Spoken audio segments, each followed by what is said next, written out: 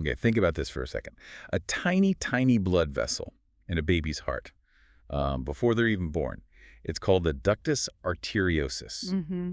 Huge job, but it's temporary, meant to disappear right after birth. That's right. Today, we're diving into what happens when it, well, sticks around when it shouldn't.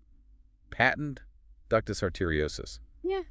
PDA. Exactly. PDA comes up a lot, so definitely worth getting clear on. Yeah, and we want to make sure you really nail it. Yeah. So before birth, this ductus arteriosus, what's its job again? Well, in the womb, the baby isn't using its lungs for oxygen, right? That comes from the placenta. So Right. the ductus acts like a bypass. It shunts blood from the pulmonary artery, which would normally go to the lungs, straight over to the aorta, basically getting oxygenated blood out to the body efficiently, bypassing the lungs. It's quite a neat setup for while the baby's inside. Super clever. But like you said, it's temporary. So what happens when it doesn't get the memo to close up?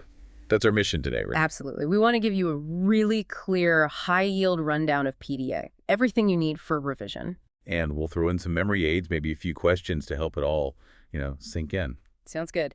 And it's worth saying up front, while we technically call PDA acyanotic, meaning no blue skin, initially it can cause cyanosis later if it's not dealt with. Okay, that's a crucial point. So understanding it is key. Definitely. Right. Let's get the foundation solid.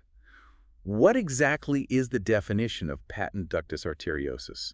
Put simply. Put simply, PDA is a congenital heart defect where that fetal blood vessel, the ductus arteriosus, just stays open patent after the baby is born. So it remains open. It remains open. And this means there's an abnormal connection and blood flows between the aorta, the big artery taking blood to the body, and the pulmonary artery taking blood to the lungs. You mentioned it's pretty common, particularly in premature babies. Why them specifically? Yeah, that's a really good point. Normally after birth, the baby takes its first breaths, oxygen levels shoot up, and levels of certain chemicals, prostaglandins, drop. This combo signals the ductus to close. In preemies, especially very premature ones, that whole signaling system might not be fully developed or effective. Their ductus might be more sensitive to those prostaglandins keeping it open and less responsive to the signals telling it to close. Makes sense. And we also see it more in babies born at high altitudes. Maybe the lower oxygen plays a role. And there's a known link with moms who had rubella, German measles, in early pregnancy. Rubella. Yeah. So it often seems to be, a combination of things rather than just one single trigger. So the exact primary cause is still a bit fuzzy then? A bit fuzzy, yeah. It's generally seen as multifactorial. A mix of genetic predisposition, maybe some genes make the ductus less likely to close properly, and environmental factors acting during development. Okay, let's unpack those factors a bit more. What are the key risk factors we should have on our radar? For sure. Prematurity is the big one. Number one. The earlier the baby, the higher the risk. Got it. Maternal rubella infection in the first trimester, as we said, is another classic one. Certain genetic syndromes are associated with it too, like Down syndrome and Holt-Oram syndrome. Then you've got things like birth asphyxia, lack of oxygen around delivery, exposure to certain medications during pregnancy, like valproic acid, an anti-seizure drug. Right. And interestingly, indomethacin exposure. Now, indomethacin is actually used to treat PDA. Oh, that's a bit paradoxical. It is, but exposure during pregnancy has been linked as a risk factor in some studies. And then there's the high altitude factor we mentioned, and potentially other environmental exposures. That's quite a list. Any tricks for remembering the main ones? Well, I came across this mnemonic. It's a bit silly, but might stick. Prima rubella gets down with high value indeed. Okay, break that down. So, prematurity, rubella. Genetic think Down syndrome, high altitude, valproic acid, indomethacin exposure, and environmental factors, covering the others like asphyxia. Prima rubella gets down with high value indeed. I like it. Quirky enough to remember. Hopefully. All right, let's switch gears to the pathophysiology. What's actually going wrong with the blood flow here? Okay. So remember fetal circulation, oxygen from placenta, blood bypasses the lungs via the ductus arteriosus and another structure called the foramen ovale. Only about 10% of blood actually goes through the fetal lungs. Right, they're not doing the breathing work yet. Exactly. Then, after birth, baby breathes, lungs inflate, Oxygen levels rise. This is the trigger. The ductus muscle clamps down. That's functional closure, usually within, say, 12 to 18 hours. Just hours. Yeah, pretty quick. And then the vessel physically seals up over the next 2 to 3 weeks. That's anatomical closure. If it stays open beyond, say, 3 months in a preemie or maybe a year in a full-term baby, that's when we really call it a persistent PDA. Okay. And when it does stay open, what happens? What are the consequences? The main issue is that shunt. After birth, the pressure in the aorta, the systemic circulation, is much higher than in the pulmonary artery going to the lungs. Right. So if the ductus is open, oxygenated blood from the aorta flows backwards into the pulmonary artery. It's a left-to-right shunt. Okay, so blood that's already been to the lungs goes back again. Precisely. You get this extra volume of blood flooding the pulmonary circulation. This leads to increased blood flow and pressure in the lungs. Which can't be good. Not at all. Really? It makes the lungs congested, puts a massive strain on the left side of the heart, particularly left ventricle, because it has to pump out that extra blood volume every beat. The heart can enlarge trying to cope. And that shunt direction, left to right, can that change? It can, and that's serious. If the pulmonary pressure gets really high over time because of this constant overload developing into pulmonary hypertension, the pressure in the pulmonary artery can eventually exceed the aortic pressure. Ah, so it flips? It flips. The shunt reverses, becoming right to left. Now, deoxygenated blood from the pulmonary artery flows through the PDA into the aorta and out to the body. And that causes cyanosis? Yes, that causes late-onset cyanosis. Often it's differential cyanosis because the PDA joins the aorta after the arteries supplying the arms branch off, so you might see blue toes but pink fingers. Differential cyanosis. Okay, that's a key concept. Yeah. But is there any good news? Does it ever just close on its own later? Yes, definitely. Spontaneous closure, especially in babies who aren't extremely premature, is actually quite common. For babies born after 28 weeks, maybe around 73% close by themselves. Oh, that's higher than I thought. Yeah. And if the baby's birth weight is over 1,000 grams, the rate is even higher, maybe up to 94%. So observation is often reasonable initially, especially in slightly bigger preemies. That's somewhat reassuring. Okay, so when we suspect PDA, maybe we hear that murmur, what other heart conditions should be on our differential list? Good question. You need to think broadly. We can group them. First, other things causing left-to-right shunts, like an atrial septal defect, ASD, a hole between the top chambers, or a ventricular septal defect, VSD, a hole between the bottom chambers. These also cause extra flow to the lungs. Okay, other shunts. What else? Then you have valve problems. Aortic stenosis or pulmonary stenosis, narrowing of those valves, creates turbulence and murmurs. Right, stenosis. And then there are sort of rarer things. You mentioned the memory tip, shunts and stenosis, plus a few other rarities. Yeah, what are the other rarities? These include abnormal vessel connections, like a coronary arteriovenous fistula or systemic or pulmonary AV fistulas. Even something benign like a venous hum can sometimes be confusing. A venous hum? Yeah, it's just the sound of normal blood flow in the neck veins, usually harmless. More complex things might include, say, Fowlett's tetralogy with an absent pulmonary valve, or maybe a ruptured aneurysm of the sinus of Valsalva, sometimes seen with Marfan syndrome. Okay, more complex stuff. And one more key one is an aortopulmonary window, which is like a hole directly connecting the aorta and pulmonary artery, mimicking a PDA but structurally different. Got it. Good list to keep in mind.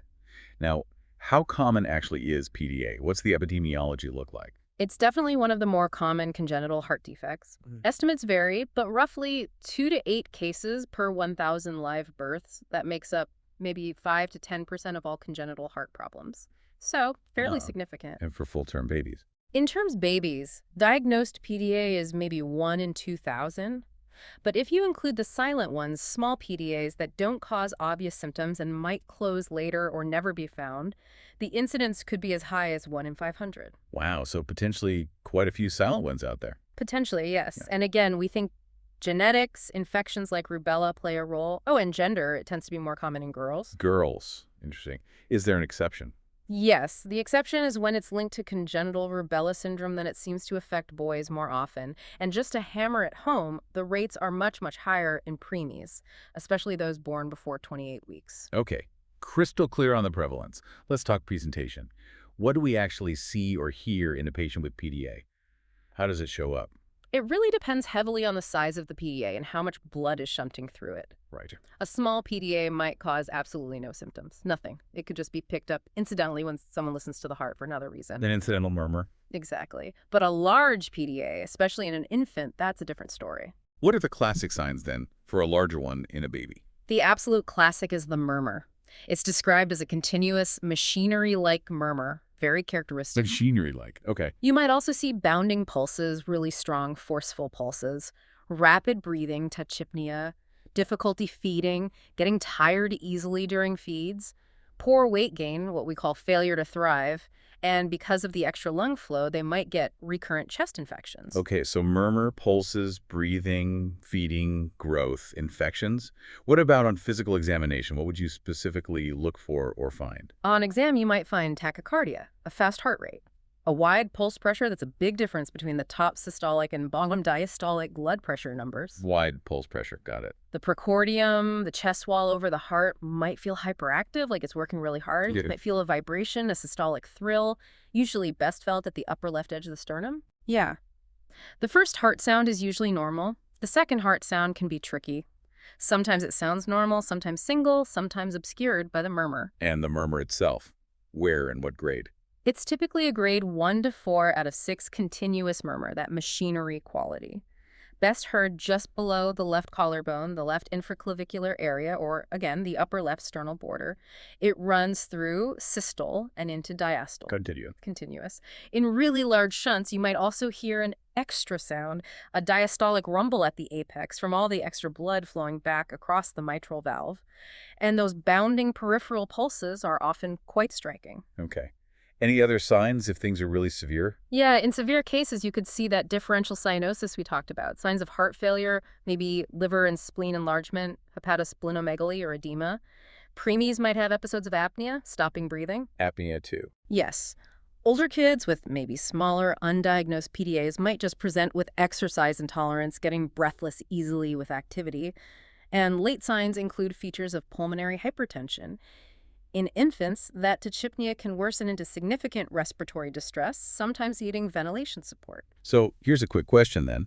A premature infant presents with tachypnea, bounding pulses, and a continuous murmur below the left clavicle. What's high on your list? PDA. Absolutely top of the list with that combination, especially the continuous murmur in a preemie. Perfect. So that murmur is the big clue. Once you suspect it, how do you confirm? What are the go-to investigations? Echocardiogram. That's the definitive test. Hands down. Echo. What does it show you? It's an ultrasound of the heart. It lets us literally see the ductus arteriosus. We can confirm it's open, see its size and shape, and use Doppler to see the blood flowing through it, usually left to right. So it confirms the diagnosis and the flow. Exactly. Plus, it assesses the impact, measures the size of the heart chambers, especially the left atrium and ventricle, to see if they're enlarged from the extra volume. Assesses heart function. We can even estimate how big the shunt is using things like the ratio of the left atrium size to the aortic root size. Very comprehensive. What about a chest x-ray or an ECG? Do they add anything? They can provide supporting evidence. A chest x-ray in a significant PDA will often show cardiomegaly and enlarged heart silhouette. Okay. And increased pulmonary vascular markings, the lung fields look busier because of all the extra blood flow. In older adults with a long-standing PDA, you might even see calcification of the ductus wall. Interesting. And the ECG? The ECG can be normal if the PDA is small or moderate. With a larger PDA causing volume load on the left ventricle, you'll often see signs of left ventricular hypertrophy, LVH. LVH. If the shunt is really big, maybe even biventricular hypertrophy, BVH. And critically, if pulmonary hypertension has developed, the ECG might show right ventricular hypertrophy, RVH, because the right side is stringing against high lung pressures. So a good way to remember might be, echo is key. X-ray shows size and flow, ECG shows strain. That's a great summary. Echo confirms it. X-ray shows the effect on heart size and lung flow. ECG shows the strain on the ventricles. Excellent. Okay, we found the PDA, we've confirmed it. What do we do about it? How is PDA managed? Management really depends on the patient. Size of the PDA, age of the patient, especially preemie versus term, and crucially, whether they have symptoms. Right. For a small PDA causing no symptoms and no signs of heart strain on echo, especially in a slightly older infant or child, you might just watch and wait. Conservative management. Just monitor. Yeah, monitor growth, check for symptoms, repeat echoes. Remember, some can still close spontaneously even after the newborn period. Okay. What if it needs closing? Are there medications? Yes, specifically for premature infants, we can use NSAIDs nonsteroidal anti-inflammatory drugs, either Indomethacin or ibuprofen. How do they work? They work by inhibiting prostaglandins. Prostaglandins are what keep the ductus open in fetal life and can contribute to it staying open in preemies. So blocking them encourages the ductus muscle to constrict and close. And this mainly for preemies? Yes, most effective in preemies, generally those under 32 weeks or so, sometimes given prophylactically to very low birth weight babies to prevent a significant PDA developing. It doesn't usually work well in terms of infants or older children. You mentioned prostaglandins. There's Yeah. one that does the opposite, keeps it open. Exactly. Prostaglandin E1 or PGE1. That's a different medication we use intravenously to keep the ductus open deliberately. Why would you do that? In certain other complex congenital heart defects, like severe coarctation of the aorta or transposition of the great arteries, the baby might rely on the PDA for blood flow to the body or lungs until they can have corrective surgery. So we infuse PGE1 to maintain that ductal flow. Very different situation. Okay, crucial distinction. So NSAIDs to close in preemies, PGE1 to keep open in other specific defects. What about procedures? Surgery or catheter? For PDAs that need closing in term infants, children, and adults, the first-line approach nowadays is usually a catheter-based procedure, percutaneous device closure. Minimally invasive. Yeah, much less invasive than surgery. A cardiologist guides a catheter through a blood vessel, usually in the groin, up to the heart. They deploy a special device like a coil or a plug into the ductus to block it off. And when is surgery needed? Surgery, actual ligation or clipping of the ductus via a thoracotomy, an incision in the chest is reserved for situations where device closure isn't suitable. Maybe the PDA is too large or has an awkward shape for a device, or if the patient is too small, or if it needs closing urgently due to severe heart failure or very high lung pressures. Okay, so what are the main reasons, the indications for deciding to close a PDA? Basically, you close it if the patient has symptoms related to the PDA at any age, Right. or even if they're asymptomatic, if the echo shows evidence that the left heart is overloaded with volume. Even without symptoms? Yes, because that volume load can cause damage over time. And definitely close it in infants who develop heart failure or pulmonary hypertension because of the PDA. Makes sense. So device closure is the go-to usually. For most cases, in term babies and beyond, yes, it's highly effective. Recovery is quick. And surgery for specific cases or emergencies. Correct. And just to circle back on the NSAIDs for newborns, blocking prostaglandins helps the muscle constrict. That's the mechanism, yes. Reducing those prostaglandin levels allows the natural closure process to happen, especially in the sensitive ductal tissue of a preemie. Okay. After treatment, whatever it is, what's the follow-up plan? Follow-up is important. You need an echo to confirm the ductus is fully closed and that the heart size and function are improving or normalizing. Check the closure worked. Exactly. Also, while the ductus is patent, there's a small but real risk of infective endocarditis and infection settling on the ductus lining. So good dental hygiene is important, and sometimes antibiotic cover is considered before certain procedures, though guidelines on that vary. Endocarditis risk, right. Any risks with the closure devices themselves? Complications are rare with device closure, but can include the device moving, small clots forming, or infection. The choice of device, by the way, depends on the exact size and shape of the PDA. There are different types available. Okay, good to know. So overall, what's the long-term outlook? What's the prognosis for someone with a PDA? Generally, it's very good with proper management. That's good to hear. Small ones might close on their own or cause no trouble.